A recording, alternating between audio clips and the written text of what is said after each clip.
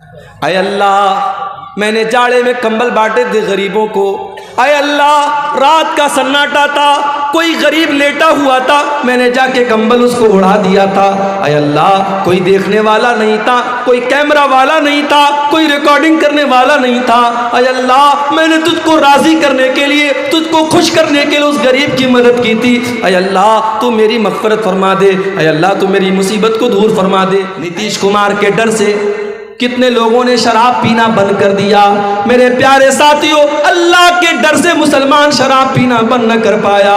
کتنے افسوس کی بات ہے، سرکار کا ڈنڈا پڑا تو شراب بند ہو گئی، لیکن اللہ تعالیٰ کے عذاب کا ڈر ہمیں شراب نہ چھڑا سکتا۔ ایک مسجد کا 4 بار فوٹو لیا جا رہا ہے اور 4 بار سعودی عرب سے اس کا پیسہ اٹھایا جا رہا ہے، ایک بار ٹیوب ویل لگایا جا رہا ہے، ایک بار اس کو پنک کلر سے پینٹ کیا جا رہا ہے، پھر گرین کلر سے پینٹ کیا جا رہا ہے، پھر لال کلر سے پینٹ کیا جا رہا ہے۔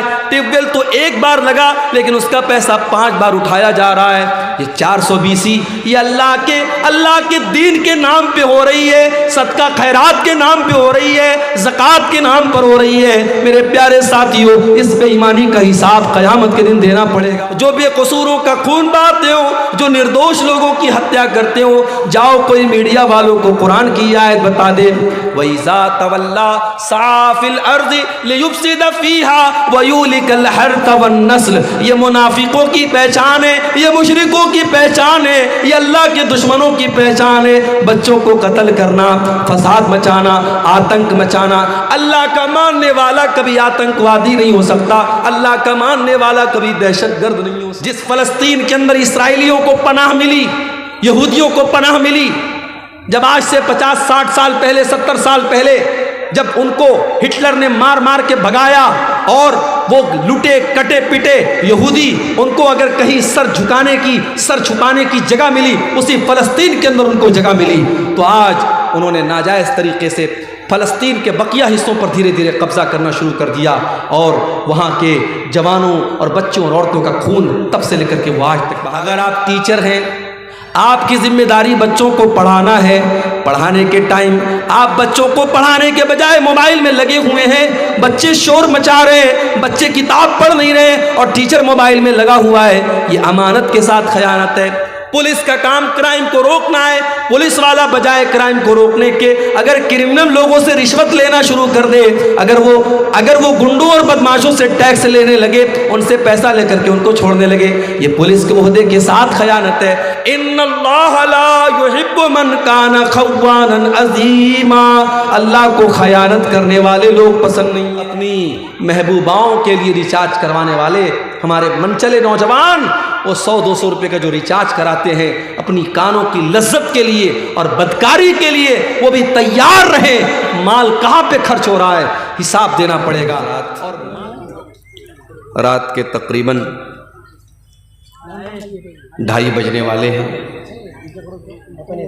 اور میں کیا بولوں،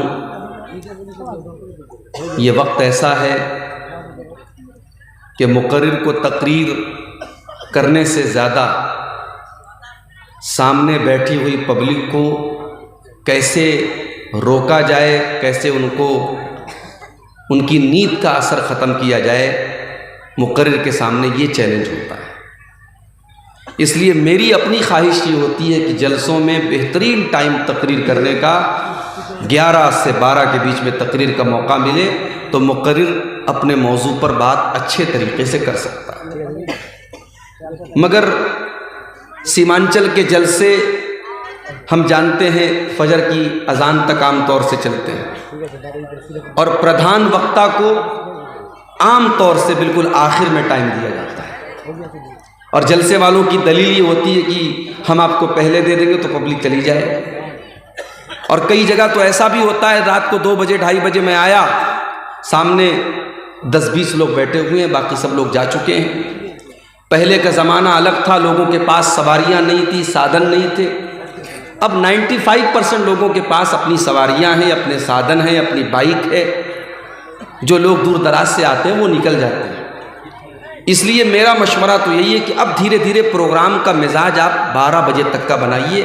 رات بھر تقریر سنانا کوئی ضروری نہیں ہے اور نہ اس سے کوئی بہت خاص فائدہ ہے۔ بہرحال 2:30 بجے کے حساب سے ابھی بھی جتنے لوگ پنڈال کے نیچے ہیں، میں اللہ کا شکر ادا کر رہا ہوں، بہت بڑی بات ہے۔ اور آپ نے تھاک بین تو ہم ہی بولو، تھاک بین کہ نہ تھاک بین انشاءاللہ، آپ نے تھاک بین تو ہم ہی بولو انشاءاللہ۔ اور جب ہم یہ دیکھیں گے کہ آپ دھیرے دھیرے جا رہے ہیں تو پھر ہم اجازت لے لیں گے، اور آخر میں کچھ سوالات اگر آپ کی طرف سے آئیں تو انشاءاللہ ان کا جواب بھی ہم دینے کی کوشش کریں گے۔ میرے بھائیوں، ہم اور آپ مسلمان ہیں، اور ایک مسلمان کی زندگی کا مقصد ہوتا ہے اللہ کو خوش کرنا۔ ہر چیز کا اپنا ایک مقصد ہوتا ہے۔ اب یہ جتنے بھی یوٹیوبر لوگوں نے کیمرے لگا کے رکھے ہیں، ان کا مقصد ہے ریکارڈنگ کرنا۔ یہ جتنے مدھو مکھی کی طرح مائک کے آس پاس یہ جو مائک لگے ہوئے ہیں، ان کا مقصد ہے میری آواز کو ریکارڈ کرنا۔ اب یہ مائک لگا ہو، کیمرہ لگا ہو، اور یوٹیوبر صاحب بیچارے وہ کیمرہ آن کرنا بھول جائیں، اب وہ آرام سے بیٹھے ہوئے کہ صاحب مولانا صاحب کی تقریر چل رہی ہے اور ہماری موبائل میں ریکارڈنگ ہو رہی ہے، اور جیسے ہی میں تقریر کر کے نکلا تو اب وہ شیرشاہ آبادی میں ایک بڑا مشہور جملہ ہے، ہس سالہ بول دیں گے۔ ایک صاحب کہنے لگے کہ شیرشاہ آبادی لوگ اگر ہس سالہ بول دیے تو پھر بات ختم ہو گئی، وہاں سے معاملہ سارا ختم۔ تو اب یہ مقصد جو ہے ریکارڈنگ کا، اگر وہ مقصد ہی پورا نہ ہو تو یہ محنت بیکار ہے۔ مائک کا مقصد آپ تک آواز کو پہنچانا ہے۔ مائک اگر یہ مقصد پورا نہ کرے تو مائک والے کو پیسہ ہی نہ دیا جائے۔ ہر چیز کا اپنا ایک مقصد ہے۔ ایک مسلمان کی زندگی کا مقصد کیا ہے؟ What is the purpose of our life? ہمارے جیون کا ادیشیہ کیا ہے؟ ہماری زندگی کا مقصد کیا ہے؟ کیوں پیدا کیا اللہ نے؟ اللہ تبارک و تعالیٰ نے سورہ زاریات کے اندر قرآن کے 27ویں پارے میں اس سوال کا جواب دیا، وَمَا خَلَقْتُ الْإِنسَ وَالْجِنَّ إِلَّا لِيَعْبُدُونَ، میرے بندو ہم نے تم کو صرف اور صرف اپنی عبادت کے لیے پیدا کیا ہے۔ وَمَا خَلَقْتُ الْجِنَّ کیسے پہلے انس کی پہلے جن؟ پہلے جن۔ وَمَا خَلَقْتُ الْجِنَّ وَالْإِنسَ إِلَّا لِيَعْبُدُونَ، اے جنات اور اے انسانوں، ہم نے تم کو اپنی عبادت کے لیے پیدا کیا ہے۔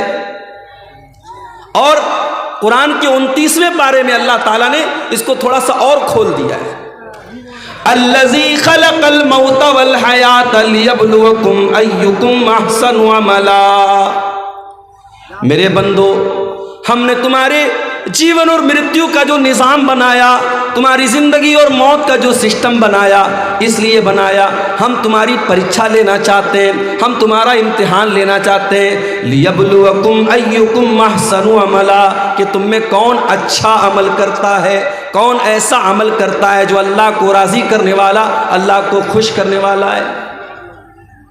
تو ہمارا مقصد اللہ کو خوش کرنا ہے۔ ہم جب قربانی کرتے ہیں نا اپنے جانوروں کی، تو قربانی کے ٹائم ہم جو دعا پڑھتے ہیں، دعا میں ہم ایک بات کہتے ہیں، ان صلاتی و نسکی و محیای و مماتی للہ رب العالمین، بے شک میری نماز، میری قربانی، میرا جینا، میرا مرنا سب اللہ رب العالمین کے لیے ہے۔ تو ہماری زندگی اللہ کو راضی کرنے کے لیے، ہمیں سب سے زیادہ اگر کسی سے محبت ہونی چاہیے تو اللہ سے ہونی چاہیے۔ اگر ہم اللہ سے زیادہ محبت اپنی اولاد سے کرتے ہیں، اللہ سے زیادہ محبت اپنے مال سے کرتے ہیں، اللہ سے زیادہ محبت اپنے رشتہ داروں سے کرتے ہیں، اللہ سے زیادہ محبت اپنی شہرت اور عزت سے کرتے ہیں، میرے پیارے ساتھیوں، یہ بھی اللہ کے ساتھ شرک کرنا ہے۔ قرآن کا دوسرا پارہ اٹھاؤ، اللہ فرماتا ہے وَمِنَ النَّاسِ مَن يَتَّخِذُ مِن دُونِ اللَّهِ أَندَادًا يُحِبُّونَهُمْ كَحُبِّ اللَّهِ، کچھ لوگ اللہ کا درجہ دوسروں کو دینے لگتے ہیں، اللہ کے برابر دوسروں کو ٹھہرانے لگتے ہیں۔ وَالَّذِينَ آمَنُوا أَشَدُّ حُبًّا لِلَّهِ، جبکہ ایک مومن، ایک ایمان والا سب سے زیادہ اگر کسی سے محبت کرتا ہے تو اللہ سے کرتا ہے۔ اور اگر ہم اللہ سے محبت نہیں کریں گے، اپنی زندگی کے مقصد کو پورا نہیں کریں گے، اللہ کے دین سے پلٹ جائیں گے، تو وہی ہوگا ہمارے ساتھ جو فلسطین میں ہو رہا ہے۔ یہ اللہ کا قانون ہے۔ اللہ نے قرآن میں بتا دیا کہ اگر تم پھر جاؤ گے ہم بدل کے دوسری قوم کو لے آئیں گے۔ یا ایھا الذین آمنوا من یرتد منکم عن دینہ فسوف یأتی اللہ بقوم، اے ایمان والو اگر تم اللہ کے دین سے پلٹ جاؤ گے، اگر تم اللہ کے دین سے پیچھے ہو جاؤ گے، پھر جاؤ گے، اللہ تعالیٰ دوسری قوم کو لے آئے گا اور ایسی قوم کو لائے گا یحبہم ویحبونہ، اللہ ان سے محبت کرے گا، وہ اللہ سے محبت کریں گے۔ اذلۃ علی المؤمنین، جو ایمان والوں کے لیے بڑے نرم ہوں گے، عزت علی الکافرین، اور کافروں کے لیے بڑے سخت ہوں گے۔ یجاہدون فی سبیل اللہ، اللہ ایسے لوگوں کو لائے گا جو اللہ کی راہ میں جہاد کریں گے۔ ولا یخافون لومۃ لائم، اور کسی کی پرواہ نہیں کریں گے، کسی سے ڈریں گے نہیں۔ اگر ہم اللہ سے محبت نہیں کریں گے، ہم پرواہ نہیں کریں گے کہ اللہ ہم سے خوش ہے کہ نہیں، اللہ ہم سے ناراض تو نہیں ہے، اگر ہم اس بات کی پرواہ کرنا بند کر دیں گے اللہ دوسری قوم کو لے آئے گا اور اللہ ہمیں زمین سے مٹا دے گا۔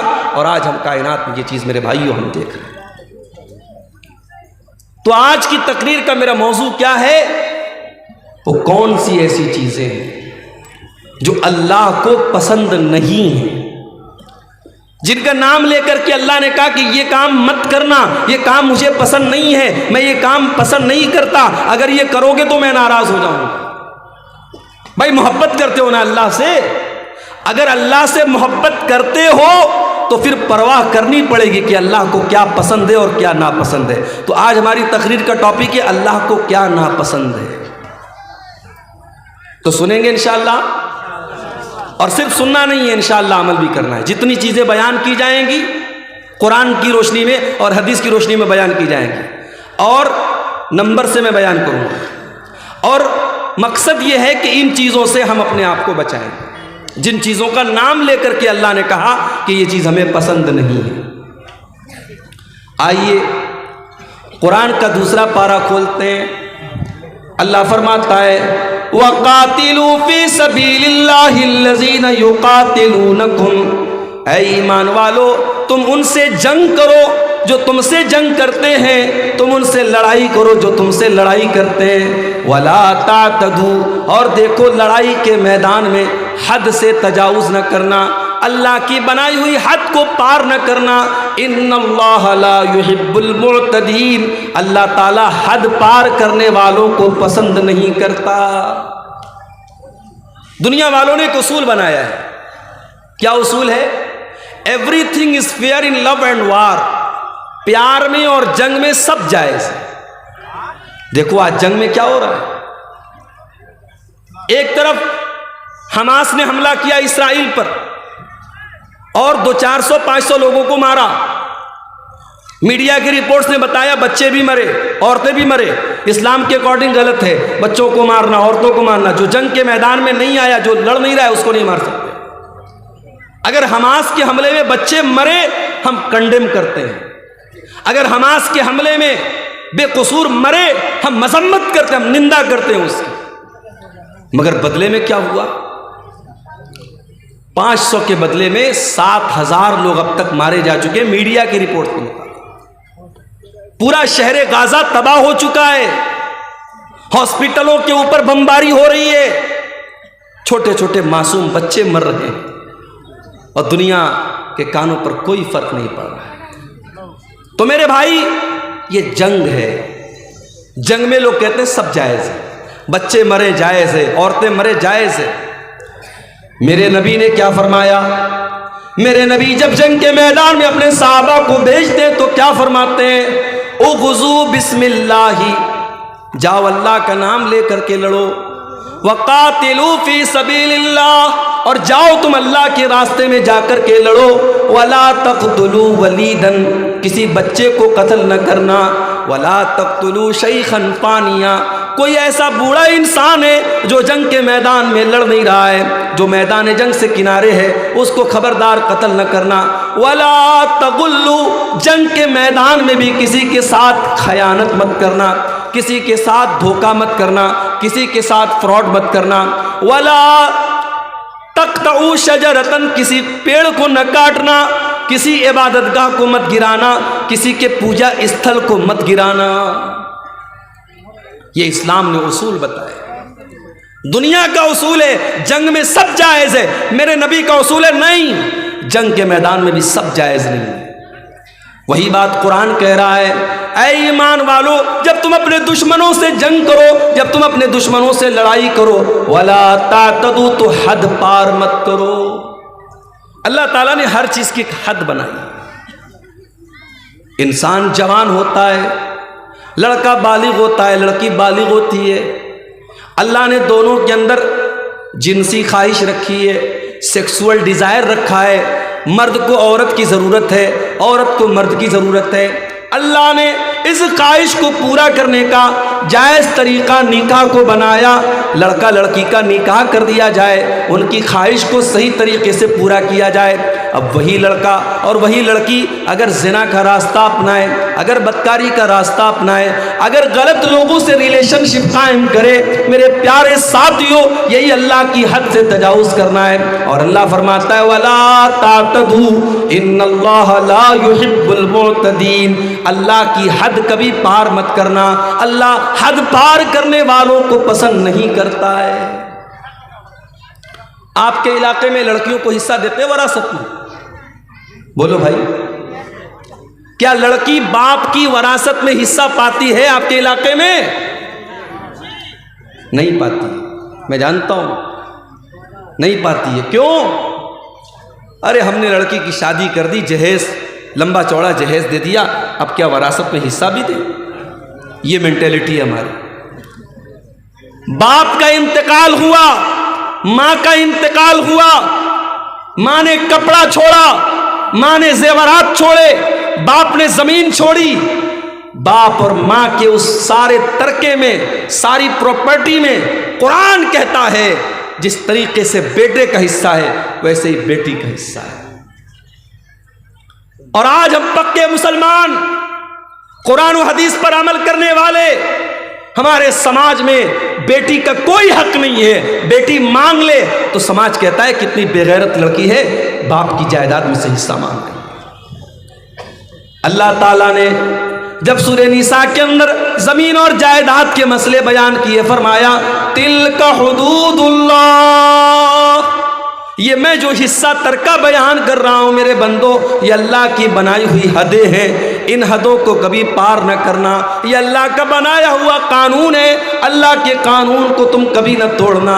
میرے پیارے ساتھیوں، آپ کار چلاتے ہیں، راستے میں ٹریفک پولیس والے کھڑے ہیں، ٹریفک کا نیم ہے، کار چلانے والا سیٹ بیلٹ لگا کر کے چلے گا، بائک چلانے والا ہیلمٹ لگا کر کے چلے گا۔ اگر کہیں پر سگنل ہے تو ریڈ سگنل ہونے پر گاڑی آگے بڑھائے گا اور گرین سگنل ہونے پر وہ گاڑی آگے نہیں بڑھائے گا۔ یہ ٹریفک کے بنائے ہوئے قانون ہے۔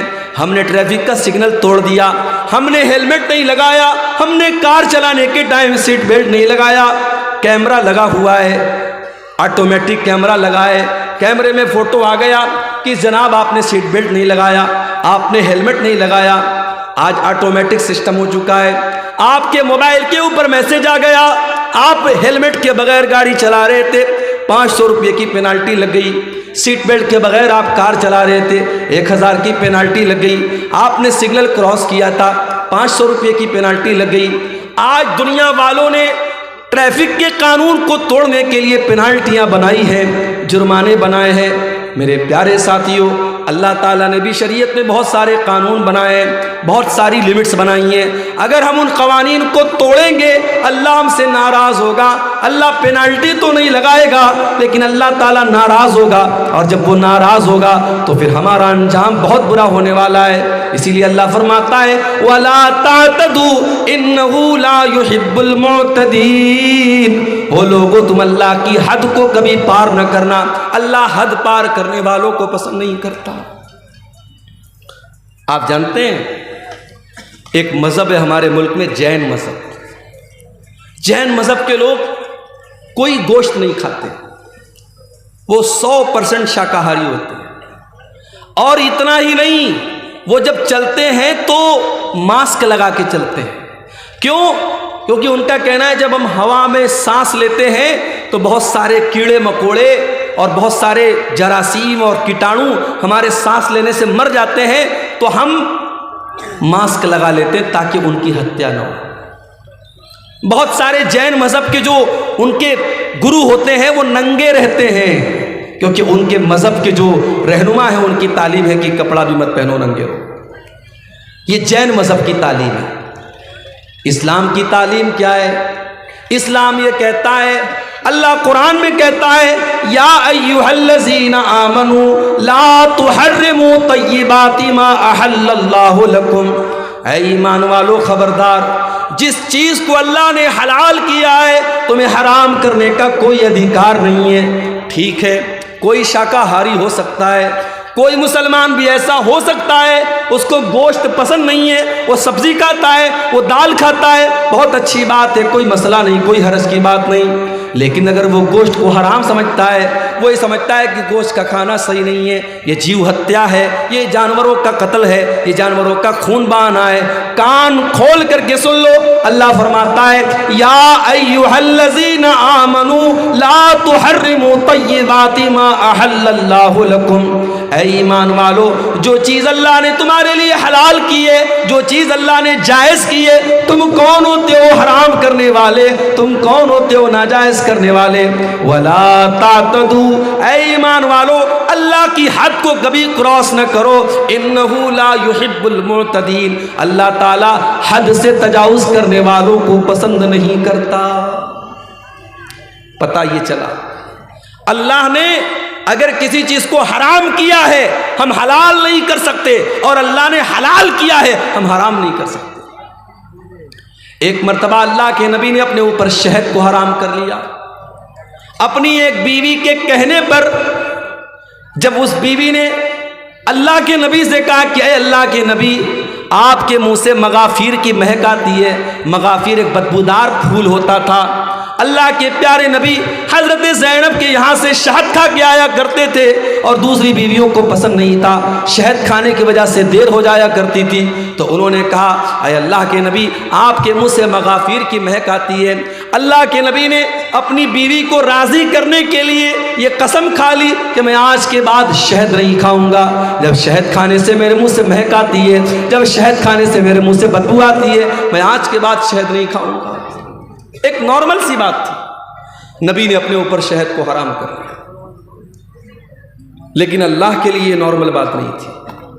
اللہ نے قرآن کی آیت نازل کر دی، یا ایھا النبی لم تحرم ما احل اللہ لک تبتغی مرضات ازواجک، اے نبی آپ کو یہ ادھیکار کس نے دے دیا، یہ حق کس نے دے دیا کہ جس شہد کو اللہ تعالیٰ نے حلال کیا تھا آپ نے اپنے اوپر حرام کر لیا اپنی کچھ بیویوں کو خوش کرنے کے لیے؟ اے نبی آپ کو بھی اللہ کے حلال کیے ہوئے چیز کو حرام کرنے کا ادھیکار نہیں ہے، ہم نہیں کر سکتے، کسی حلال چیز کو حرام نہیں کر سکتے اور کسی حرام کو حلال نہیں کر سکتے میرے بھائی۔ اور آگے بڑھیے، قرآن میں ایک اور جگہ یہ بات آئی ہے، سورہ اعراف میں اللہ نے فرمایا ادعوا ربکم تضرعا وخفیا، اپنے رب سے دعا کرو، گڑ گڑا کر کے دعا کرو اور چپکے چپکے دعا کیا کرو، انہ لا یحب المعتدین، اللہ تعالیٰ دعا کے اندر حد سے تجاوز کرنے والوں کو پسند نہیں کرتا۔ کچھ لوگ دعا کے اندر بھی حد سے تجاوز کرتے ہیں۔ معاف کیجئے گا، آپ کے یہاں چندے کا جو طریقہ ہوتا ہے، بنگلہ زبان کے جو مقرر آتے ہیں وہ دعا کرتے ہیں، اس پر بھی تحقیق ہونی چاہیے کہ یہ طریقہ دعا کا صحیح ہے کہ نہیں۔ دعا کے اندر حد سے تجاوز نہیں ہونا چاہیے، دعا میں ہم کوئی ایسی چیز نہیں مانگیں گے جو مناسب نہ ہو۔ ایک صحابی نے اپنے بیٹے کو دیکھا، بیٹا دعا کر رہا ہے، اے اللہ جنت میں داہنے طرف سفید رنگ کا محل مجھے عطا فرما دے، جنت کے اندر وائٹ ہاؤس مجھے دے دے۔ صحابی نے بیٹے کو یہ دعا کرتے ہوئے سنا، کہا ہے میرے بیٹے یہ تو کیا دعا کر رہا ہے؟ کہا ابا جان میں دعا کر رہا ہوں کہ اللہ تو مجھے جنت کے داہنے سائیڈ میں ایک سفید رنگ کا محل عطا فرما۔ کہا بیٹا یہ دعا کرنا صحیح نہیں ہے بیٹا، میں نے اللہ کے نبی کو یہ فرماتے ہوئے سنا تھا کہ قیامت کے پہلے ایک ایسا دور آئے گا، لوگ دعا کے اندر حد سے تجاوز کریں گے اور لوگ وضو کرنے میں حد سے تجاوز کریں گے۔ اے میرے بچے، جب تجھے دعا کرنا ہو تو سمپل یہ دعا کر، اے اللہ میں جنت کا سوال کرتا ہوں، میں جہنم سے تیری پناہ مانگتا ہوں۔ اس میں اتنی ڈیٹیل مت بیان کرو، اپنی دعا میں یہ مت کہو کہ اے اللہ جنت کے داہنے سائیڈ میں مجھ کو یہ محل عطا فرما۔ یہ دعا کے اندر حد سے تجاوز کرنا ہے۔ بعض لوگ دعا کرتے کہتے ہیں اے اللہ اپنے نبی کے صدقے میری یہ دعا قبول کر لے۔ یہ صدقہ کیا ہے بھائی؟ نبی کے صدقے کیسے دعا ہوتی ہے؟ غلط ہے، یہ دعا میں حد سے تجاوز ہے۔ آپ دعا میں اگر وسیلہ لگانا چاہتے ہیں اپنے کسی نیک عمل کا وسیلہ لگائیے۔ اے اللہ میں نے جاڑے میں کمبل بانٹے تھے غریبوں کو، اے اللہ رات کا سناٹا تھا، کوئی غریب لیٹا ہوا تھا، میں نے جا کے کمبل اس کو اڑا دیا تھا۔ اے اللہ کوئی دیکھنے والا نہیں تھا، کوئی کیمرہ والا نہیں تھا، کوئی ریکارڈنگ کرنے والا نہیں تھا، اے اللہ میں نے تجھ کو راضی کرنے کے لیے، تجھ کو خوش کرنے کے لیے اس غریب کی مدد کی تھی۔ اے اللہ تو میری مغفرت فرما دے، اے اللہ تو میری مصیبت کو دور فرما دے۔ ایسے نیک عمل کا وسیلہ آپ لگا سکتے ہیں۔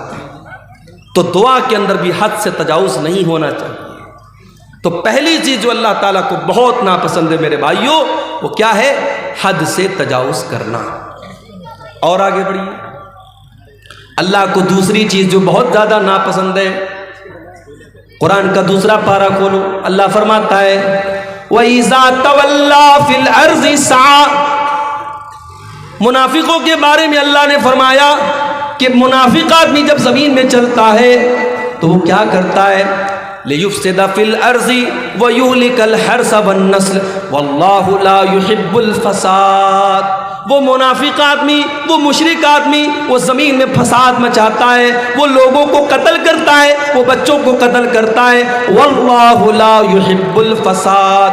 اللہ کو فساد پسند نہیں ہے، اللہ کو زمین کے اندر فساد پسند نہیں ہے، اللہ کو فسادی لوگ پسند نہیں ہے، جو فساد مچاتے ہوں، جو بے قصوروں کا خون بہاتے ہوں، جو نردوش لوگوں کی ہتیا کرتے ہوں۔ جاؤ کوئی میڈیا والوں کو قرآن کی آیت بتا دے، وَإِذَا تَوَلَّا سَعَى فِي الْأَرْضِ لِيُفْسِدَ فِيهَا وَيُهْلِكَ الْحَرْثَ وَالنَّسْلَ۔ یہ منافقوں کی پہچان ہے، یہ مشرکوں کی پہچان ہے، یہ اللہ کے دشمنوں کی پہچان ہے۔ بچوں کو قتل کرنا، فساد مچانا، آتنک مچانا۔ اللہ کا ماننے والا کبھی آتنکوادی نہیں ہو سکتا، اللہ کا ماننے والا کبھی دہشت گرد نہیں ہو سکتا۔ ارے اللہ کے ماننے والے ایک چیونٹی کو بھی بلا وجہ نہیں مارتے۔ یاد کرو سلیمان علیہ السلام کا واقعہ۔ سلیمان علیہ السلام جا رہے ہیں اور راستے میں چیونٹیوں کی ایک وادی کے پاس سے ان کا گزر ہوتا ہے۔ سلیمان علیہ السلام کو اللہ تعالیٰ نے ایک اسپیشل نالج دی تھی، وہ چیونٹیوں کی بولی کو بھی سن لیتے تھے، سمجھ لیتے تھے۔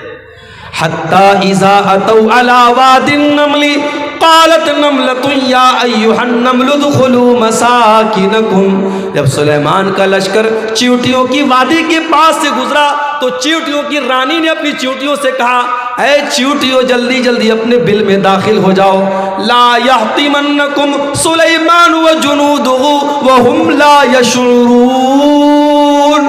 کہیں ایسا نہ ہو کہ سلیمان اور ان کا لشکر اپنے پاؤں سے تمہیں روٹ ڈالے، تمہارے اوپر چڑھ جائے، تمہیں ختم کر دے اور ان کو پتہ نہ چلے۔ وَهُمْ لَا يَشْعُرُونَ، ان کو پتہ نہ چلے۔ اس کا مطلب کہ جان بوجھ کر سلیمان علیہ السلام چیونٹیوں کو بھی تکلیف نہیں پہنچا سکتے۔ او میرے میڈیا والے بھائیوں، او دنیا میں اسلام کے خلاف پروپیگنڈا کرنے والے نیوز چینل والوں، کبھی اس طریقے کے ویڈیو کو بھی اپنے چینلوں پر لگایا کرو، کبھی ان باتوں کو بھی اپنے چینلوں پر لگایا کرو۔ سلیمان علیہ السلام کا لشکر چیونٹی کی ہتیا نہیں کر سکتا، ایک نبی کا ماننے والا جب چیونٹی کی ہتیا نہیں کر سکتا، کسی نردوش کی ہتیا کیسے کر سکتا ہے؟ واللہ لا يحب الفساد، اللہ کو فساد مچانے والے، آتنک مچانے والے پسند نہیں ہے۔ اسلام تو وہ مذہب ہے میرے بھائی، ایک نردوش کی ہتیا، ایک بے قصور کا خون بہانے والا پوری مانوتا کا ہتھیارہ ہے، پوری انسانیت کا قاتل ہے۔ اللہ فرماتا ہے من قتل نفسا بغیر نفس او فساد فی الارض فکأنما قتل الناس جميعا، جس نے ایک نردوش کی ہتیا کی اس نے پوری انسانیت کو قتل کر دیا، اس نے اتنا بڑا پاپ کر دیا کہ پوری انسانیت کو قتل کر دیا۔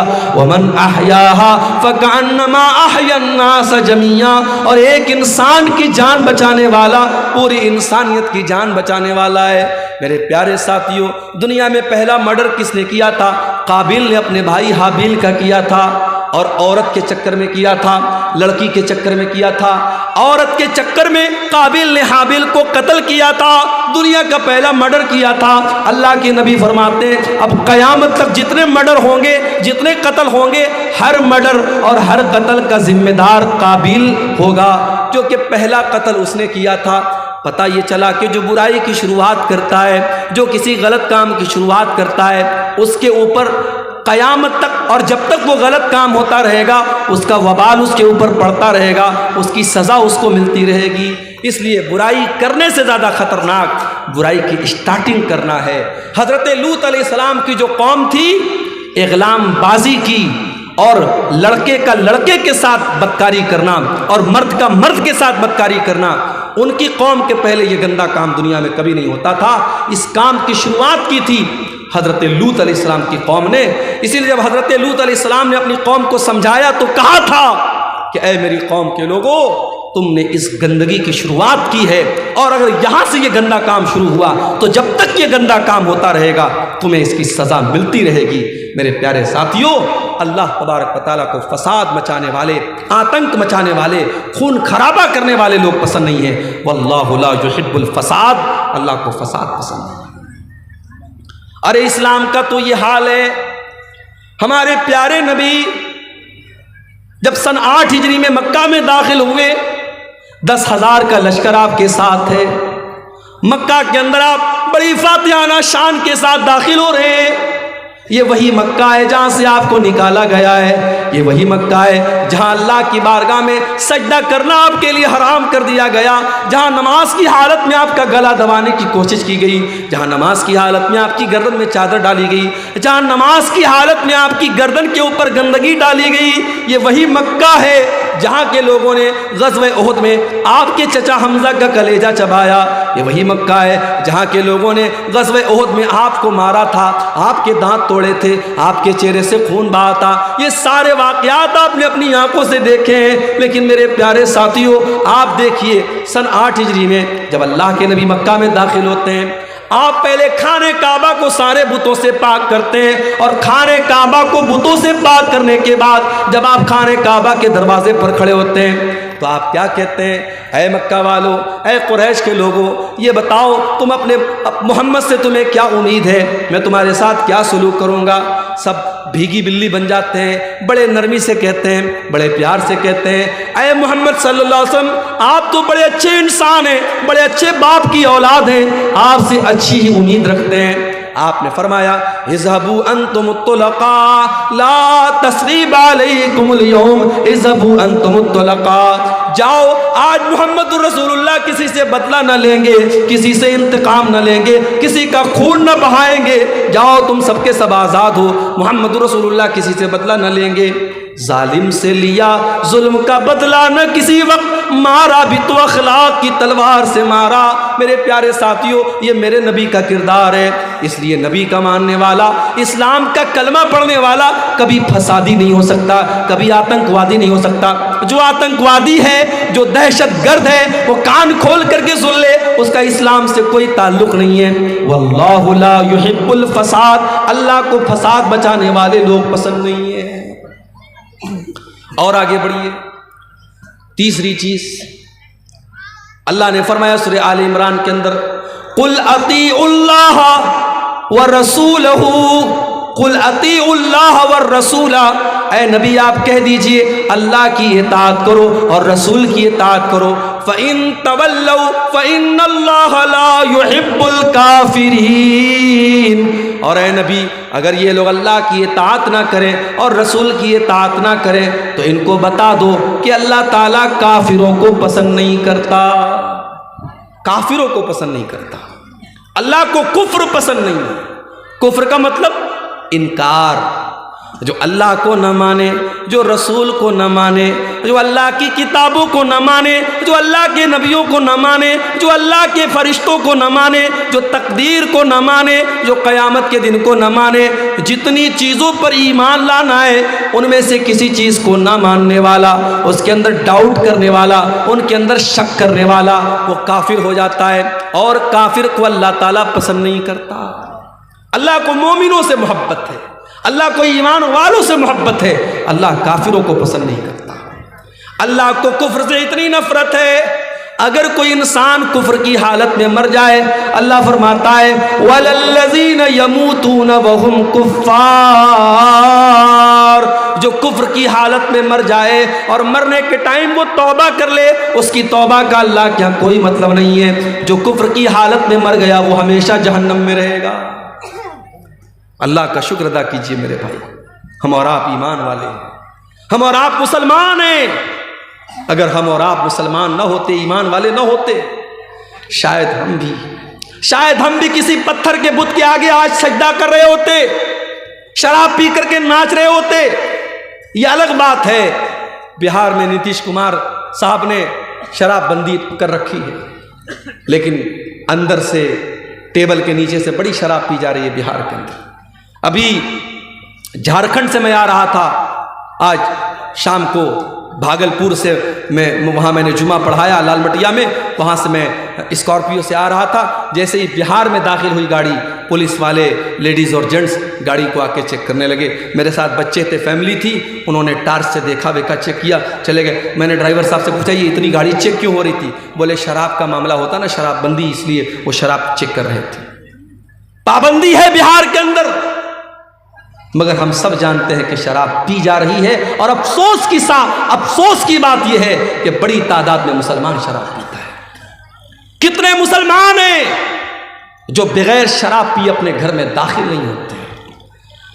نتیش کمار کے ڈر سے کتنے لوگوں نے شراب پینا بند کر دیا۔ میرے پیارے ساتھیوں، اللہ کے ڈر سے مسلمان شراب پینا بند نہ کر پایا۔ کتنے افسوس کی بات ہے، سرکار کا ڈنڈا پڑا تو شراب بند ہو گئی، لیکن اللہ تعالیٰ کے عذاب کا ڈر ہمیں شراب نہ چھڑا سکا۔ 1400 سال پہلے کے حالات دیکھو، جب اللہ تعالیٰ نے قرآن کی آیت نازل کی کہ اے ایمان والو، انما الخمر والمیسر والانصاب والازلام رجس من عمل الشیطان، اے ایمان والو، یہ شراب کا پینا، یہ جوا کا کھیلنا، یہ پانسے کے تیر کے ذریعے قسمت کا حال معلوم کرنا، یہ غیر اللہ کے آستانے پر جانوروں کو ذبح کرنا، یہ سب گندے کام ہیں، شیطان کے کام ہیں۔ فَاجْتَنِبُوا، ان سے بچو۔ جب قرآن کی یہ آیت نازل ہوتی ہے، جب سورہ مائدہ کی آیت نازل ہوتی ہے، صحابہ کرام جو ایک زمانے سے شراب پیتے چلے آئے تھے، جب اللہ نے قرآن میں یہ آیت نازل کر دی کہ شراب گندی چیز ہے، شیطان کا کام ہے، شراب سے بچو تبھی تم کامیاب ہو سکتے ہو، صحابہ نے اپنی اپنی شراب کو نکال کے گلیوں میں پھینک دیا، شراب کے برتنوں کو توڑ دیا۔ یہاں تک کہ کچھ صحابہ شراب کا بزنس کرتے تھے، شراب کا کاروبار کرتے تھے، ان کے پاس لاکھوں کی شراب تھی، ہزاروں کی شراب تھی، انہوں نے ساری شراب کو برباد کر دیا۔ کہا جب شراب حرام ہے تو شراب کا بزنس بھی حرام ہے، شراب کا کاروبار بھی حرام ہے، انہوں نے ساری شراب کو پانی کی طرح بہا دیا۔ میرے پیارے ساتھیوں، ایمان اس کا نام ہے، اللہ کے رسول کی اتباع اس کا نام ہے۔ کوئی ایڈورٹیزمنٹ نہیں کیا گیا، کوئی پرچار نہیں کیا گیا، کوئی ریڈیو پر اعلان نہ ہوا، کوئی مائک میں لاؤڈ اسپیکر میں اعلان نہ ہوا، بس نبی نے ایک اعلان کروا دیا۔ قرآن کی آیت نازل ہوئی اور اللہ کے نبی نے قرآن کی آیت پڑھ کے سنا دی کہ اللہ کہہ رہا ہے کہ شراب گندی چیز ہے، اس سے بچو۔ اس سے بڑھ کے گندی چیز کیا ہوگی میرے بھائی؟ آج شراب پی کر کے آدمی گھر میں آتا ہے، زبان سے گندی گندی گالیاں نکالتا ہے، شراب پی کے گھر میں آتا ہے، اپنی بہن اور بیٹی کو بھی گندی گندی باتیں کہتا ہے، شراب پی کر کے گھر میں آتا ہے، اپنے بچوں کے سامنے نازیبا باتیں کرتا ہے، شراب پی کر کے اپنی بیوی کی کمائی کھاتا ہے، شراب پی کر کے اپنی ساری کمائی کو لٹا دیتا ہے۔ اسی لیے حضرت عثمان غنی کہا کرتے تھے ان الخمر ام الخبائث، یہ شراب تو تمام برائیوں کی جڑ ہے۔ جو شراب پی لیتا ہے وہ زنا بھی کر سکتا ہے، جو شراب پی لیتا ہے وہ قتل بھی کر سکتا ہے، جو شراب پی لے گا وہ دنیا کا کوئی بھی گندا کام کر لے گا۔ تو آپ دیکھیں اللہ تعالیٰ کو کافر پسند نہیں۔ آج کافر سے زیادہ مسلمان شراب پی رہا ہے، ہم بہار گورنمنٹ کی بات کیا کریں، 1400 سال پہلے ہمارے نبی نے شراب بندی کر دی تھی، مگر آج مسلمانوں کا ایک بڑا طبقہ شراب پی رہا ہے۔ میرے پیارے ساتھیوں، اگر آپ میں سے کوئی بھائی اس گندگی میں مبتلا ہے، اگر شراب کے نشے میں مبتلا ہے، اللہ کے واسطے توبہ کر لو۔ نہیں پتا موت کب آ جائے، کیا پتا شراب کے نشے میں انسان دھت ہے اور اسی حالت میں دل کی دھڑکن بند ہو جائے، ہارٹ اٹیک ہو جائے اور اسی حالت میں انسان کا انتقال ہو جائے۔ اللہ کے نبی فرماتے ہیں ان العبد یبعث علی ما مات علیہ، بندے کا انتقال جس حال میں ہوگا، بندہ جس حال میں مرے گا اسی حال میں قیامت کے دن اٹھایا جائے گا۔ اے شراب پینے والے، اگر تیرا انتقال اسی حالت میں ہو گیا، کل قیامت کے دن اللہ کی بارگاہ میں تو شراب کے نشے میں اٹھے گا، تو اللہ کو کیا منہ دکھائے گا، تو اللہ کو کیا جواب دے گا؟ اس گندی چیز سے تو جلدی سے توبہ کر لے، اپنے پریوار کو، اپنے آپ کو اس سے تو نجات دے دے۔ میرا رب قرآن میں کہتا ہے وَلَا تُلْقُوا بِأَيْدِيكُمْ إِلَى التَّهْلُكَةِ، اپنے آپ کو ہلاکت میں نہ ڈالو۔ جو شراب آپ کو ہلاکت میں ڈال رہی ہے، جو برباد کر رہی ہے، اس شراب سے اپنے دامن کو بچا لو میرے بھائی۔ تو اللہ کو کافر پسند نہیں، اللہ کو کافر پسند نہیں۔ اگر کفر کی حالت میں آدمی مر گیا، انجام کیا ہوگا؟ اللہ نے فرمایا ان الذین کفروا وماتوا وهم کفار فلن يقبل من احدهم ملء الارض ذهبا، جو لوگ کفر کی حالت میں مر جائیں گے، ایمان کی دولت ان کو نصیب نہیں ہوگی۔ کان کھول کر کے سن لو، اللہ فرما رہا ہے کل قیامت کے دن اللہ کی بارگاہ میں اگر زمین بھر کے سونا بھی وہ لے کے آ جائیں گے اور اللہ سے کہیں گے اللہ تو زمین بھر کے سونا لے لے اور ہم کو جہنم کے عذاب سے بچا لے، اللہ فرماتا ہے فَلَن يُقْبَلَ مِنْ أَحَدِهِمْ، زمین بھر کے سونا لے کر کے بھی ان کو جہنم کی آگ سے نجات نہ ملے گی، جہنم کی آگ سے اللہ ان کو نہیں بچائے گا۔ اس لیے میرے بھائیوں، ایمان کی قدر کرو اور ایمان پر قائم رہو۔ اللہ کو کافر پسند نہیں ہے، اللہ کو کفر پسند نہیں ہے۔ اور آگے بڑھو، اللہ کو ایک اور چیز بہت زیادہ ناپسند ہے۔ کیا ہے وہ چیز؟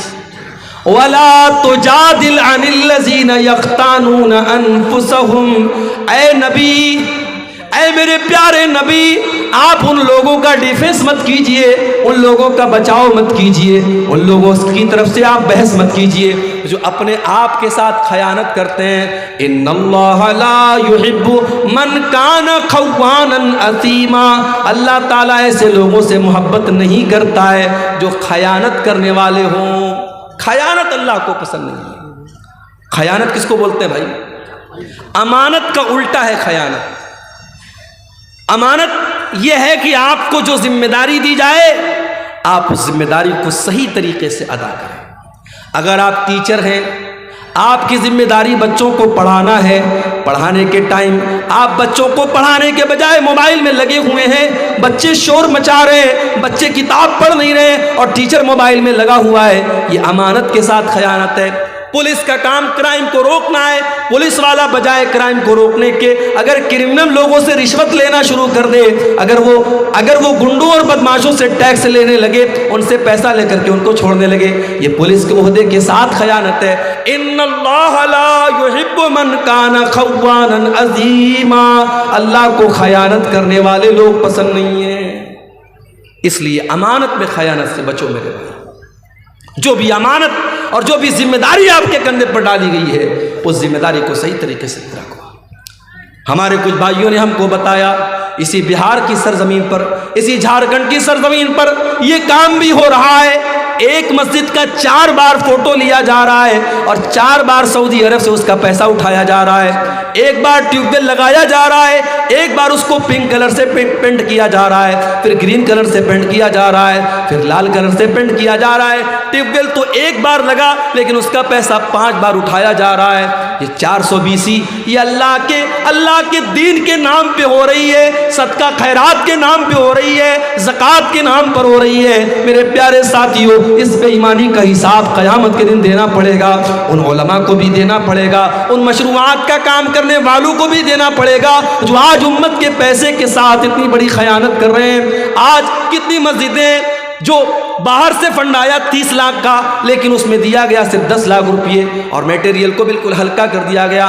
پتہ یہ چلا 5 سال کے بعد مسجد کی چھت بیٹھ گئی، 5 سال کے بعد مسجد کی زمین بیٹھ گئی، 5 سال کے بعد مسجد کی دیوار گر گئی، پیسہ آیا 30 لاکھ، لگایا گیا 10 لاکھ اور 20 لاکھ کو بیچ میں سے غائب کر دیا گیا۔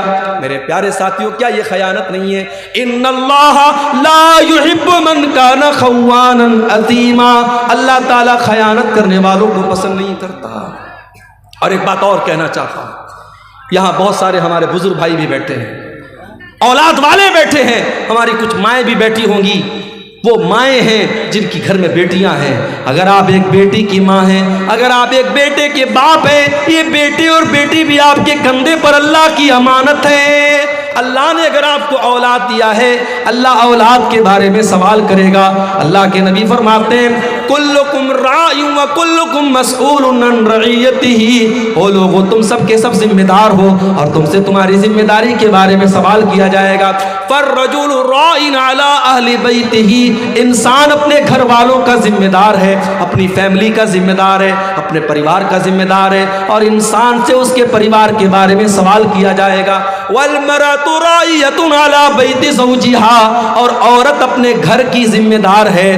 شوہر تو نوکری پہ چلا گیا، شوہر تو دکان پہ چلا گیا، شوہر تو کاروبار پہ چلا گیا، گھر میں 24 گھنٹے رہنے والی تو عورت ہے۔ گھر میں جوان بیٹی کس سے باتیں کر رہی ہے، رات کو کہاں 2-2 بجے تک موبائل پہ لگی ہوئی ہے، رات کو وہ کہاں جا رہی ہے۔ آج اگر ماں اس بات کی پرواہ نہیں کرتی اور بیٹی رات بھر غیر محرموں سے چیٹنگ کر رہی ہے، کان کھول کر کے سن لو میری ماؤں، بیٹی تو گنہگار ہوگی، بیٹی کی ماں کو بھی اللہ کا حساب دینا پڑے گا۔ ان اللہ لا يحب من کان خوانا اثیما، اللہ تعالیٰ کو خیانت کرنے والے پسند نہیں ہے۔ اور آگے بڑھیے، اللہ کو ایک اور چیز بہت ناپسند ہے، اور وہ چیز ہے اسراف، حد سے تجاوز کرنا۔ یا بنی آدم خذوا زینتکم عند کل مسجد، اے آدم کے بیٹو، جب تم مسجد میں جایا کرو، جب تم نماز پڑھنے جایا کرو تو اپنی زینت کو اپنا لیا کرو۔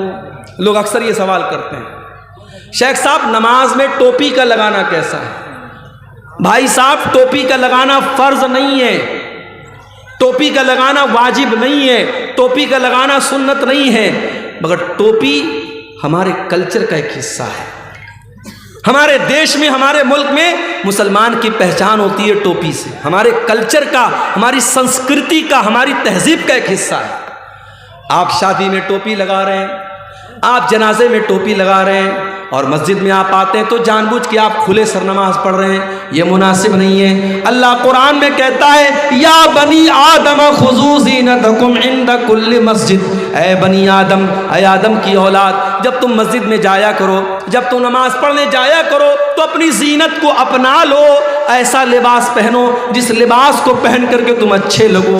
بھائی نماز تو بنیان میں بھی ہو جائے گی، اگر مرد کا ناف سے لے کر کے گھٹنے تک کا حصہ ڈھکا ہوا ہے اور کندھا ڈھکا ہوا ہے تو نماز تو ایسے بھی ہو جائے گی، مگر آپ بنیان پہن کے اور ایک چھوٹا سا گمچھا باندھ کر کے مسجد میں آئیں، یہ مناسب نہیں ہے۔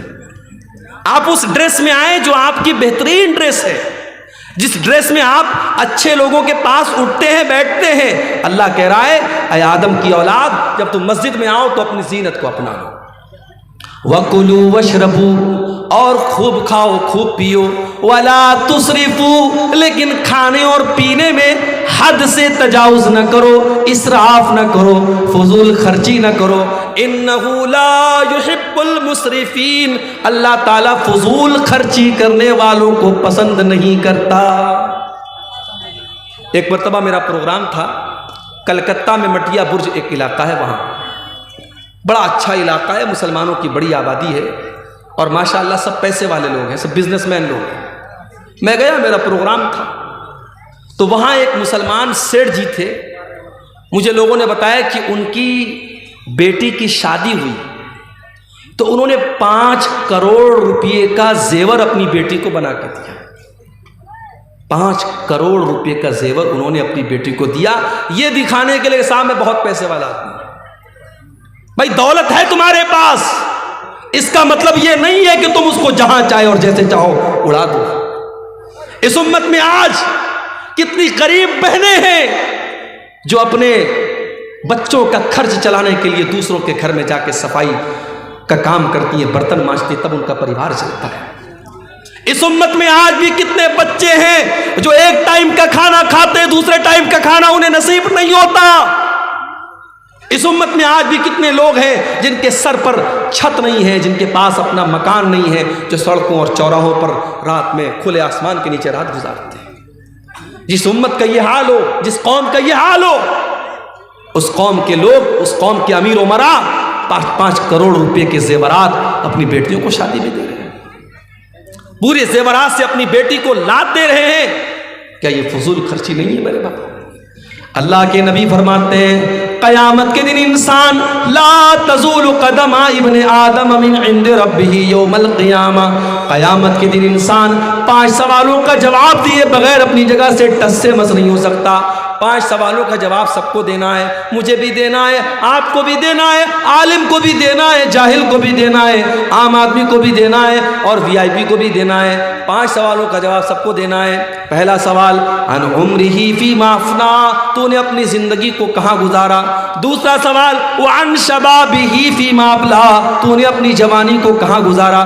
تیسرا سوال وعن مالہ من این اکتسبہ، تو نے مال کہاں سے کمایا۔ چوتھا سوال وفیما انفقہ، تو نے مال کہاں پر خرچ کیا، مال کہاں پر خرچ کیا، اس کا بھی حساب دینا پڑے گا۔ اپنی محبوباؤں کے لیے ریچارج کروانے والے ہمارے منچلے نوجوان، وہ 100-200 روپے کا جو ریچارج کراتے ہیں اپنی کانوں کی لذت کے لیے اور بدکاری کے لیے، وہ بھی تیار رہے۔ مال کہاں پہ خرچ ہو رہا ہے حساب دینا پڑے گا، اور مال کیسے کما رہے ہو، ڈریم 11 کے ذریعے کما رہے ہو، سٹے بازی کے ذریعے کما رہے ہو۔ ابھی ہمارے واٹس ایپ پر ایک میسج آیا کہ کرکٹ کے میچ میں سٹا لگانا ہو تو ہم سے کانٹیکٹ کیجیے، ہمارے گروپ کو جوائن کر لیجیے، ہم 100% بالکل صحیح بھوشیہ وانی کرتے ہیں۔ میں نے کھولا وہ گروپ، دیکھا، میں نے سوچا کہ دیکھیں یہ کیا بھوشیہ وانی کرتا ہے۔ آج پاکستان کا اور ساؤتھ افریقہ کا میچ تھا، اس نے کہا یہ میچ پاکستان جیتے گا۔ اب کتنے لوگوں نے اس کے کہنے پر سٹا لگا دیا ہوگا، لاکھوں کا، کروڑوں کا، اور شام رات ہوتے ہوتے جب رزلٹ آیا پتہ لگا پاکستان ہار گئی اور ساؤتھ افریقہ جیت گئی۔ یہ سٹے بازی آج ہمارا نوجوان بڑی تعداد میں واٹس ایپ کے ذریعے، ٹیلی گرام کے ذریعے، فیس بک کے ذریعے باقاعدہ سٹا ہو رہا ہے، اور لاکھوں کروڑوں کا سٹا ہو رہا ہے، اور جوا ہو رہا ہے، اور ہمارا مسلمان اس میں حصہ لے رہا ہے۔ اور میرے پیارے ساتھیوں، وہ یہ سوچ رہا ہے کہ ہم راتوں رات امیر بن جائیں۔ اگر وہ ایک بار 1 لاکھ روپیہ جیت جائے گا، اگلی بار 10 لاکھ لگائے گا کہ میں 10 لاکھ جیت جاؤں گا، اور پتہ لگا وہ 10 لاکھ ڈبا دے گا، قرضے میں ڈوب جائے گا، اور اپنے آپ کو اور اپنے گھر والوں کو داؤں پہ لگا دے گا۔ میرے پیارے ساتھیوں، مال کہاں سے کما رہے ہو اس کا بھی حساب دینا پڑے گا، اور مال کہاں خرچ کر رہے ہو اس کا بھی حساب دینا پڑے گا۔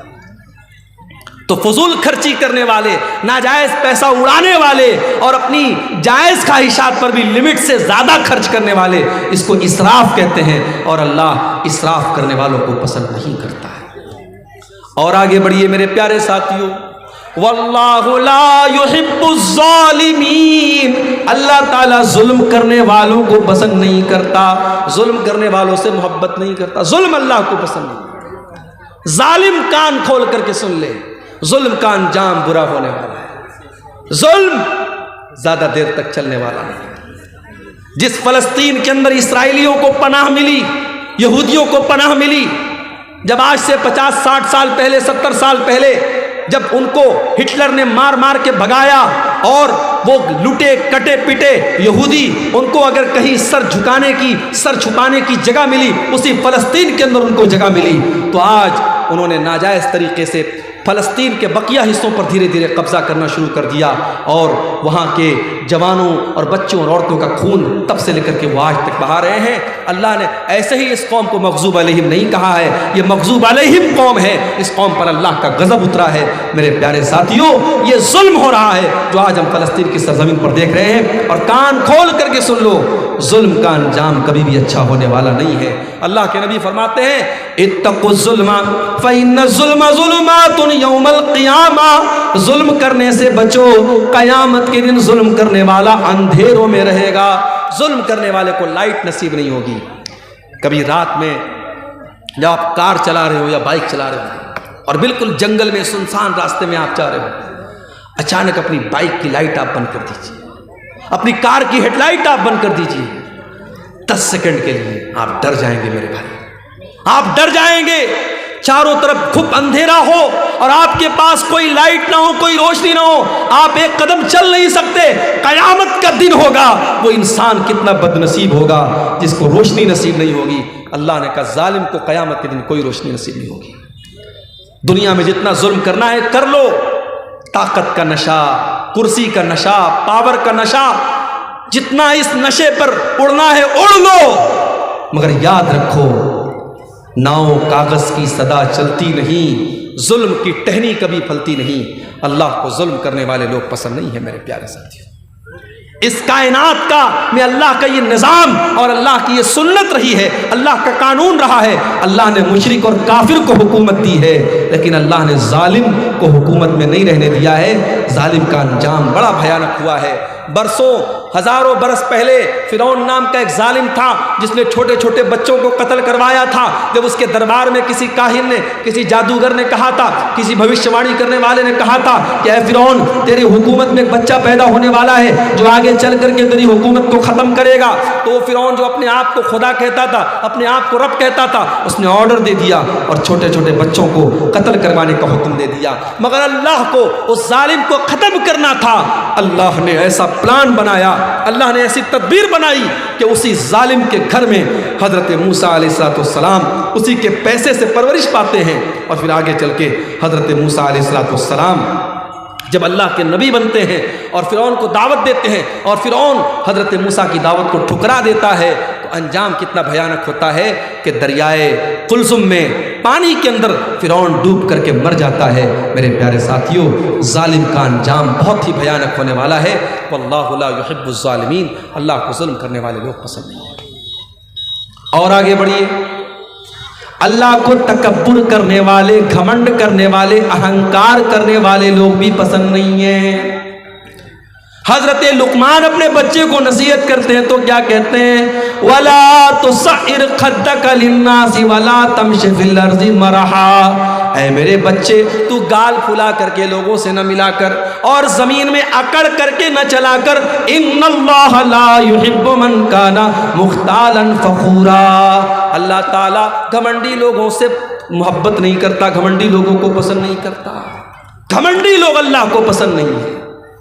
قارون بڑی دولت والا تھا، اس کو اپنی دولت پر بڑا ناز تھا، لیکن قارون کے قوم میں جو نیک لوگ تھے، جو ایمان والے لوگ تھے، انہوں نے قارون کو نصیحت کی اور کہا کہ اے قارون لا تفرح، اپنی دولت پر اترانا نہیں، اپنی دولت پر غرور نہیں کرنا، ان اللہ لا يحب الفرحین، اللہ تعالیٰ اترانے والوں کو، گھمنڈ کرنے والوں کو پسند نہیں کرتا ہے۔ وَابْتَغِ فِي مَا آتَاكَ اللَّهُ الدَّارَ الْآخِرَةَ، اے قارون تجھے اللہ نے بڑی دولت سے نوازا ہے، بڑے خزانے اللہ تعالیٰ نے تجھے دیے ہیں، اے قارون اپنی دولت کے ذریعے تو آخرت کی تیاری کر۔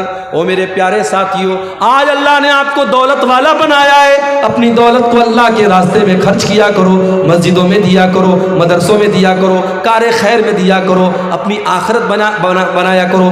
وَلَا تَنْسَ نَصِيبَكَ مِنَ الدُّنْيَا، میں یہ نہیں کہتا کہ دنیا کو بھول جاؤ، دنیا میں جو تمہارا حق ہے، دنیا میں جو تمہارا حصہ ہے، دنیا کا حصہ تم اس سے خوب فائدہ اٹھا لو، لیکن اصل تیاری آخرت کی کرو۔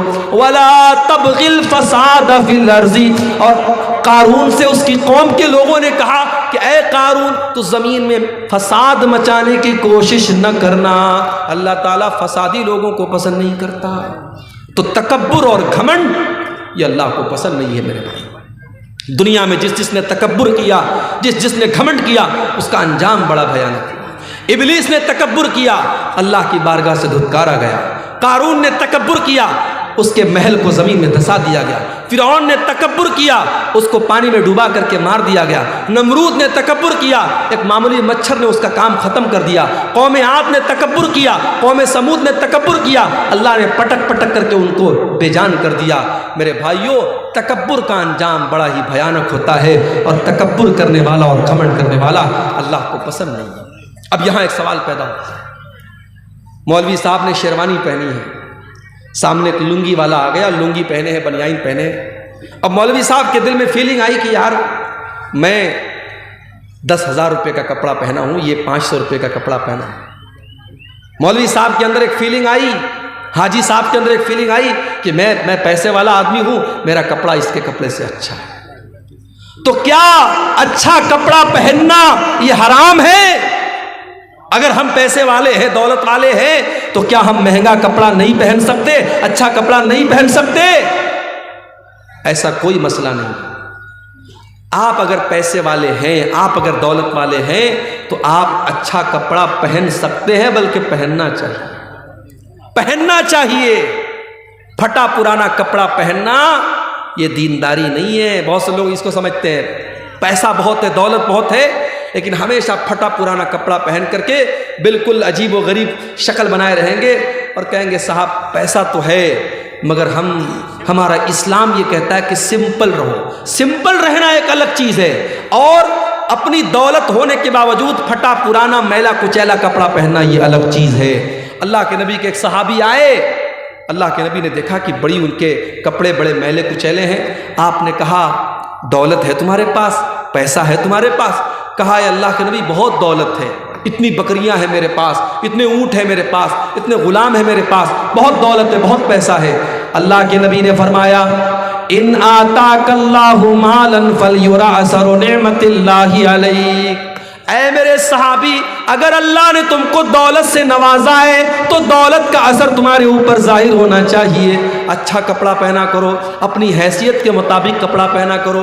اچھا کپڑا پہننا برا نہیں ہے، ہاں اچھا کپڑا پہننے کے بعد جب گھر سے نکلو تو جو تم سے کمزور کپڑا پہنے ہوئے ہیں اس کو تم کبھی حقیر مت سمجھنا، یہ تکبر ہو جائے گا۔ اللہ کے نبی فرماتے ہیں ان اللہ جمیل یحب الجمال، اللہ تعالیٰ خوبصورت ہے اور خوبصورتی کو پسند کرتا ہے۔ اچھا کپڑا پہننا یہ گناہ نہیں ہے، اچھا جوتا پہننا یہ گناہ نہیں ہے، بلکہ گناہ کیا ہے؟ الکبر بطر الحق وغمط الناس، تکبر یہ ہے، گھمنڈ یہ ہے انسان دوسروں کو حقیر سمجھے، دوسروں کو معمولی سمجھے اور اپنے آپ کو بڑا سمجھے، یہ تکبر ہے میرے پیارے ساتھیوں۔ اور میرے نبی نے اور اللہ نے تکبر سے منع کیا ہے۔ اللہ کے نبی نے تو یہاں تک فرمایا لا يدخل الجنت من کان فی قلبہ مثقال ذرۃ من الکبر، جس کے دل میں ذرہ برابر بھی تکبر ہوگا، گھمنڈ ہوگا، اہنکار ہوگا، وہ جنت میں نہیں جائے گا۔ اس لیے تکبر سے بچو، تواضع، اپنے اندر نرمی پیدا کرو، اپنے آپ کو چھوٹا سمجھو، لوگوں سے گھل مل کر کے رہو۔ اللہ تعالیٰ ایسے لوگوں سے محبت کرتا ہے، اور جو اپنے آپ کو چھوٹا بنا لیتا ہے من تواضع للہ رفعہ اللہ، اللہ اس کو اور بلندی عطا کرتا ہے۔ اسی طریقے سے میرے پیارے ساتھیوں، اللہ تعالیٰ ان لوگوں کو بھی پسند نہیں کرتا ہے جو بیہودہ باتیں اپنے منہ سے نکالتے ہیں، جو گندی باتیں اپنے منہ سے نکالتے ہیں۔ اللہ کے نبی فرماتے ہیں، بخاری اور مسلم کی روایت ہے، بڑے غور سے سنیے گا، میں سمجھ رہا ہوں رات کا آخری ٹائم ہے، آپ کے صبر کا امتحان لے رہا ہوں، مگر بڑی امپورٹنٹ باتیں بیان کر رہا ہوں، سن کے جائیے۔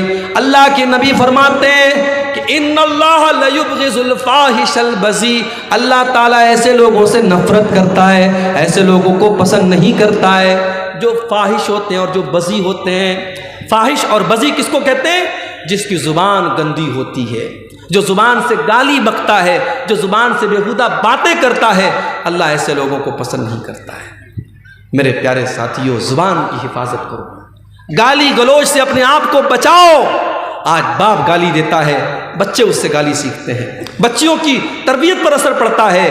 اپنے گھر کو گالی سے محفوظ رکھو، اپنے گھر کو گالی سے محفوظ رکھو۔ اور بچوں کے ہاتھ میں جو موبائل دیتے ہو نا، موبائل پر بھی چیک کرو، بچہ ایسی ریل تو نہیں دیکھ رہا ہے، بچہ گالی سیکھ رہا ہے، بچہ بیہودہ باتیں سیکھ رہا ہے۔ بچوں کی تربیت پر بھی بڑی توجہ دینے کی ضرورت ہے۔ آج ماں باپ نے بڑا سمپل طریقہ سمجھا ہے، بچے کے ہاتھ میں موبائل دے دیا، بچہ جو چاہے سو دیکھ رہا ہے۔ نہیں میرے بھائی، بچہ جو دیکھتا ہے اس سے سیکھتا ہے۔ 3 سال کا بچہ بھی اگر ویڈیو دیکھ رہا ہے تو سیکھ رہا ہے۔ آپ دیکھیے آپ کا بچہ کیا دیکھ رہا ہے، اگر آپ نے نہیں دیکھا انجام بڑا بھیانک ہوگا۔ عربی کا ایک شاعر کہتا ہے لیس الیتیم من انتہا ابواہ من ہم الحیات وخلفاہ ذلیلا، یتیم وہ نہیں ہے جس کے ماں باپ اسے دنیا میں چھوڑ کے چلے جائیں. ان الیتیم هو الذی تلقى له اما تخلت او ابا مشغولا. ارے یتیم تو وہ ہے، یتیم تو وہ ہے، اناتھ تو وہ ہے، ماں تو اس کے پاس موجود ہے مگر ماں کے پاس اپنے بچے کی دیکھ بھال کے لیے ٹائم نہیں ہے. باپ تو اس کے گھر میں موجود ہے مگر باپ کے پاس اپنے بچوں کے لیے فرصت نہیں ہے. میں تو خود ایک مدرسے میں ٹیچر ہوں. کبھی کبھی ایسے بھی پیرنٹس آتے ہیں، ایسے بھی ماں باپ آتے ہیں، بچہ کون سی کلاس میں پڑھتا ہے باپ کو یہ بھی نہیں پتا، بچہ کون سی کلاس میں پڑھتا ہے ماں کو یہ بھی نہیں پتا. اتنے بے خبر مت بنو میرے بھائی، اتنا پیسہ کمانے کے پیچھے اندھے مت بنو کہ آپ کو یہ محسوس ہی نہ ہو کہ آپ کا بچہ کہاں جا رہا ہے. تو اللہ تبارک و تعالیٰ کو ایسے لوگ بھی پسند نہیں ہیں جو بیہودہ باتیں اور گندی باتیں منہ سے نکالتے. ایک اور حدیث سن لیجئے، اس کے بعد ہم سوالات کو دیکھیں گے. اللہ کے پیارے نبی فرماتے ہیں ابغض الناس عند اللہ ثلاثہ. 3 لوگ اللہ تعالیٰ کو بہت زیادہ ناپسند ہیں، 3 لوگوں سے اللہ تعالیٰ نفرت کرتا ہے. نمبر 1 ملحد فی الحرم، جو حرم کے اندر، اللہ کے گھر کے اندر، خانہ کعبہ کے اندر یا مدینہ منورہ کے اندر اللہ کی نافرمانی کرے. شراب پینا بہت غلط کام ہے لیکن کوئی مکہ مدینہ میں جا کے شراب پیے. چوری کرنا بہت غلط کام ہے لیکن کوئی مکہ مدینہ میں جا کے حرم کے اندر جا کے چوری کرے تو یہ اور بڑا گناہ ہے. اس لیے جو عمرہ کرنے جائیں، میں سمجھاتا ہوئی ہوں اپنے بھائیوں کو، عمرہ کرنے آپ گئے، بھیڑ لگی ہوئی ہے طواف کے دوران، اب آپ کی خواہش ہے حجر اسود کو چومنے کی، حجر اسود کو ٹچ کرنے کی، مگر مردوں کی بھیڑ بھی ہے، عورتوں کی بھیڑ بھی ہے. اب کچھ لوگ کیا کرتے ہیں، سب کو چیرتے ہوئے اور پھلانگتے ہوئے جا کر کے حجر اسود کو چوم لیتے ہیں. معاف کرنا میرے بھائی، حجر اسود کو چومنا اور حجر اسود کو ٹچ کرنا یہ کمپلسری نہیں ہے، یہ ضروری نہیں ہے، یہ بس ایک سنت ہے، مستحب ہے، بہتر ہے. اگر آپ چھو سکتے ہیں تو چھو لیجئے، نہیں چھو سکتے کوئی مسئلہ نہیں ہے، مگر وہاں پہ طواف کے دوران کسی عورت کو ٹچ کرنا حرام ہے، کسی مرد کو تکلیف پہنچانا حرام ہے. آپ ایسا طواف کس کام کا کہ دوسروں کو تکلیف پہنچا کر کے آپ آگے بڑھ رہے ہیں. اللہ کے نبی کہہ رہے ہیں ملحد فی الحرم، جو حرم کے اندر، اللہ کے گھر کے اندر حرام کام کرے، ناجائز کام کرے، اللہ کو ناراض کرنے والا کام کرے، ایسا آدمی اللہ کو بہت ناپسند ہے. اور دوسرا انسان وَمُبْتَغٍ فِي الْإِسْلَامِ سُنَّةَ الْجَاهِلِيَّةِ، اسلام کے اندر جو دور جاہلیت کے طریقے کو فالو کرے، جس کو اسلام کا کلچر پسند نہیں ہے، جس کو دور جاہلیت کا کلچر پسند ہے. جب وہ اس کے گھر میں بچے جب صبح صبح اٹھتے ہیں تو گڈ مارننگ کہہ کر کے اٹھتے ہیں، ان کو السلام علیکم پسند نہیں آتا ہے، اس کو وہ کلچر پسند نہیں ہے جو اسلام کا کلچر ہے، جو اللہ کا کلچر ہے، اس کو غیروں کا کلچر پسند ہے. جو انسان اسلام کے اندر بدعت کرتا ہے، اسلام کے اندر نیا نیا کام نکالتا ہے، اسلام کے اندر دور جاہلیت کا طریقہ نکالتا ہے، اللہ کے نبی فرماتے ہیں اللہ تعالیٰ کو ایسا انسان بہت زیادہ ناپسند ہے. اسی طریقے سے ایک اور انسان اللہ کے نبی فرماتے ہیں اللہ تعالیٰ کو بہت ناپسند ہے. وَمُطَّلِبُ دَمَ امْرِئٍ مُسْلِمٍ، کسی مسلمان کا خون بہانے والا، بے قصور انسان کا خون بہانے والا اور اس کے خون کا مطالبہ کرنے والا، ناجائز طریقے سے کسی مسلمان کا خون بہانے والا، وہ بھی اللہ تعالیٰ کو بہت زیادہ ناپسند ہے. تو یہ چند چیزیں ہیں میرے پیارے ساتھیوں جو اللہ تبارک و تعالیٰ کو بہت زیادہ ناپسند ہے، اور قرآن میں جن کا نام لے لے کر کے اللہ نے کہا کہ ہاں یہ چیزیں ہمیں ناپسند ہیں اور ہمیں اور آپ کو اس سے بچنا چاہیے. اب یہ کچھ سوالات آئے، ہم ان کو دیکھتے ہیں.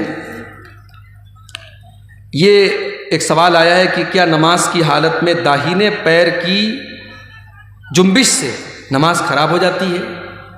دیکھیے کوئی معمولی جنبش آپ کرتے ہیں، مان لیجیے کبھی ایسا ہو رہا ہے کہ ہم نماز پڑھ رہے ہیں، اب کہیں کھجلی ہو رہی ہے، ہاتھ سے آپ نے کھجلا دیا، یا کسی پاؤں میں کسی کیڑے نے کاٹ دیا، پاؤں سے آپ نے کھجلا لیا، اس سے کوئی حرج کی بات نہیں. نماز کی حالت میں کوئی ایسا کام آپ مت کیجئے کہ ایسا لگے کہ آپ نماز کے باہر ہیں، نماز کے اندر آپ ہے ہی نہیں ہیں. بالکل آپ جیسے آپ نے ہاتھ باندھا ہوا ہے، اب ہاتھ سب چھوڑ چھاڑ کے آپ سر کھجانے لگے، پیٹ کھجانے لگے، تو یہ مناسب نہیں ہے، اس سے آپ کی نماز خطرے میں پڑ جائے گی. معمولی کوئی جنبش ہو گئی تو اس سے کوئی حرج کی بات نہیں ہے. کیا پیر کے ناپاکی کو دھوئے بنا وضو شروع کر سکتے ہیں؟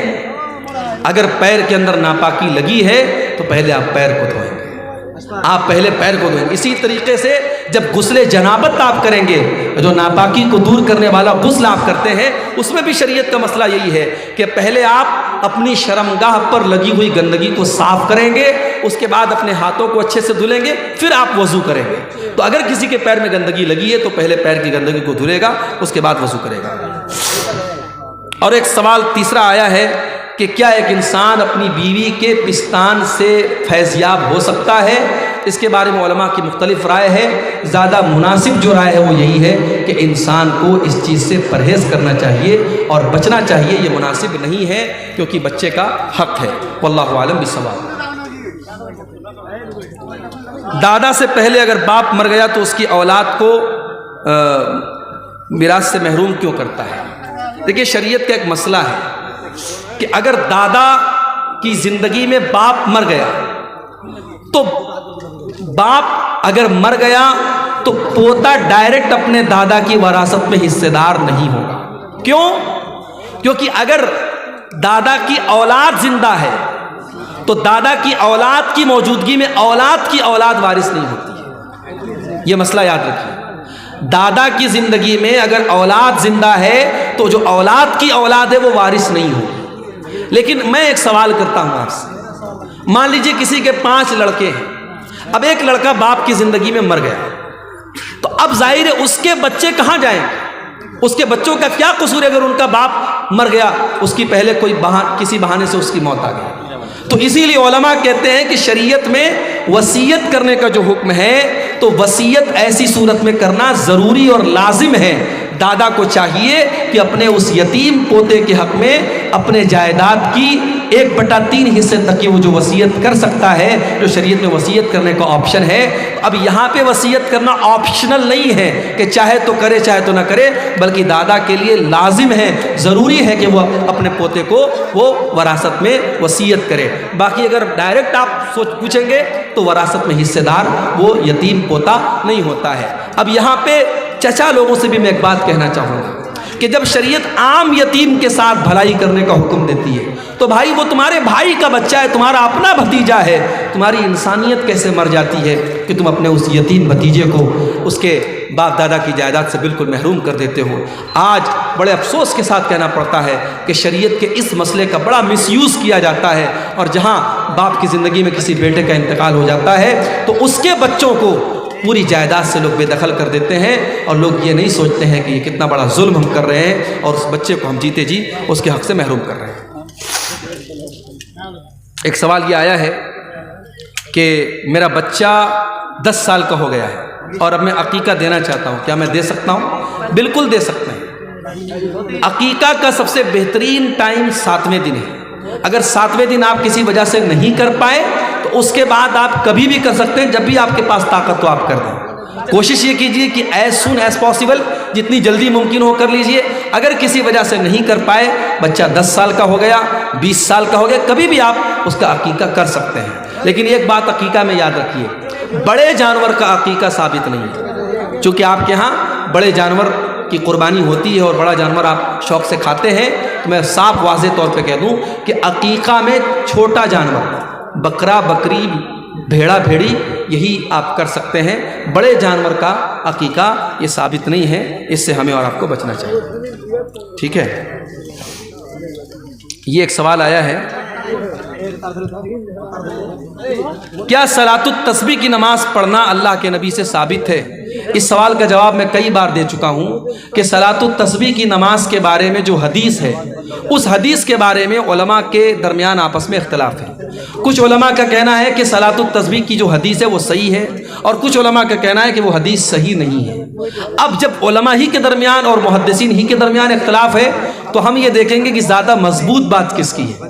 تو زیادہ مضبوط بات ہمیں ان علماء کی لگ رہی ہے جو یہ کہتے ہیں کہ صلاۃ التسبیح کی نماز نہیں پڑھنا چاہیے، اس کے بارے میں جو حدیث ہے وہ صحیح نہیں ہے۔ کیوں؟ کیونکہ سند کے اعتبار سے بھی حدیث صحیح نہیں ہے، اور صلاۃ التسبیح کی نماز کا جو طریقہ ہے وہ طریقہ بالکل ہٹ کے ہے، وہ عام نمازوں سے بالکل الگ ہے، اور اس پر جو ثواب بیان کیا گیا ہے وہ ثواب بھی بالکل الگ ہے۔ اس لیے صلاۃ التسبیح کی نماز نہیں پڑھنی چاہیے۔ اگر کسی کا دل مطمئن ہوتا ہے ان علماء کی تحقیق پر جنہوں نے اس کو جائز کہا ہے تو پڑھ بھی سکتا ہے. ہمیں دلیل کے اعتبار سے جو زیادہ مضبوط بات سمجھ میں آتی ہے وہ یہ ہے کہ نہیں پڑھنا چاہیے. جو نمازیں آلریڈی ثابت ہیں جیسے چاشت کی نماز ہے, جیسے تہجد کی نماز ہے, جیسے عام نفل نمازیں ہیں, ان کو آپ پڑھیے, وہ انشاءاللہ ہمارے لیے کافی ہے. کیا نماز جنازہ کے بعد اجتماعی دعا کرنا اللہ کے نبی صلی اللہ علیہ وسلم سے ثابت ہے؟ جی نہیں. جنازے کی نماز کے بعد کوئی دعا ثابت نہیں ہے. ہاں, میت کو جنازے کو قبر میں اتارنے کے بعد, دفن کرنے کے بعد اللہ کے نبی کا حکم ہے کہ دعا کرو, دعا کرو, کیونکہ اس سے سوال و جواب شروع ہو چکا ہے. دعا کرو کہ اللہ اس کو ثابت قدم رکھے, اس کو سوال و جواب میں اللہ تعالیٰ مضبوط رکھے. تو وہاں پہ ہم دعا کریں, اس میں بھی اجتماعی شکل نہیں ہوگی. اجتماعی شکل کا مطلب یہ ہے کہ امام صاحب دعا کریں اور باقی سب لوگ آمین کریں, وہ مناسب نہیں ہے. ہاں, سب لوگ ہاتھ اٹھا کے اپنے اپنے طور پہ دعا کریں کہ اے اللہ یہ جو انسان مرا ہے اور جس کو ابھی ہم نے قبر میں دفنایا ہے, اے اللہ تو اس کی مغفرت فرما دے, اس کی قبر کی منزل کو آسان کر دے. اس طریقے سے آپ دعا کرنا چاہیں تو کر سکتے ہیں.